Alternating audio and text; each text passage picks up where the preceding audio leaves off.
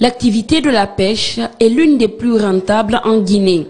Sécher les petits poissons pour les revendre est la plupart du temps pratiquée par des femmes. Pour plus de bénéfices dans le secteur, l'association des femmes fumeuses de poissons a mobilisé des sages pour faire des sacrifices et la lecture du Coran. Aider la Guinée est l'objectif de notre association. On aide l'État parce que nous sommes vendeuses de poissons. Si tu regardes, le poisson est plus cher que tous les autres condiments. Ce rassemblement était un moyen pour ces femmes de parler des difficultés qu'elles rencontrent dans ce domaine.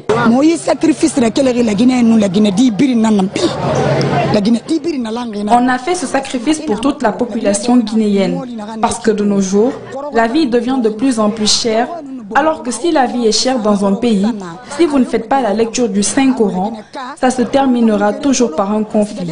C'est pourquoi, nous les vendeuses, nous avons réuni les sages pour faire le doigt pour la nation.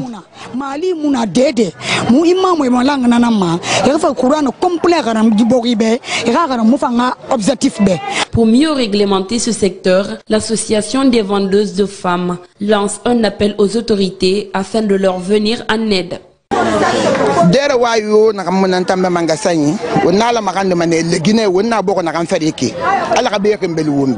Je prie pour nous et les autorités de notre pays. Nous, on n'a qu'un seul souci, de demander à l'État de nous donner la force et nous encourager dans ce que nous faisons.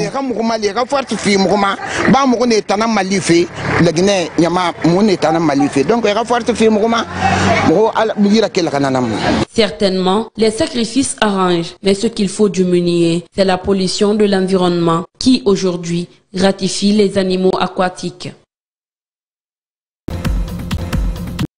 Depuis plus de 3 mois, l'État guinéen a procédé au rehaussement de SMIC de 440 000 à 550 000 francs guinéens. Les travailleurs du groupe 4 Sécurité n'ont toujours pas bénéficié de cette augmentation dans leur entreprise. Après avoir traversé 10 ans de calvaire dans ce travail, ils demandent à être rétablis dans leurs droits. Ce syndicaliste dit être dévoué à poursuivre le combat jusqu'à la satisfaction des points de revendication. Tout le monde était fâché. On a informé l'ensemble des travailleurs de G4S à prendre les responsabilités par rapport à la situation. Parce que le Camerounais qui est là, il dit qu'il fera tout pour fermer la G4S Guinée. Une personne qui n'a même pas cherché des contrats pour nous. On ne va pas accepter. Cet autre syndicaliste dénonce le refus catégorique de la signature du protocole d'accord par le directeur général du groupe 4 Sécurité. Lorsque nous avons commencé la négociation avec la direction, c'était à l'interne. À l'interne, 2 mois après, presque à la conclusion, on voulait signer le protocole. Le directeur général, qui est un Camerounais, M. Regan, a mis ce travail-là à l'eau.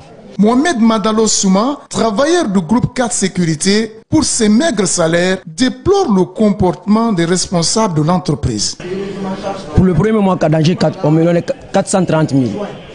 Les 430 000, plus de l'occasion de ma mère, je ne vais pas payer ça. Avec la femme, ma grande soeur, mes petites soeurs aussi.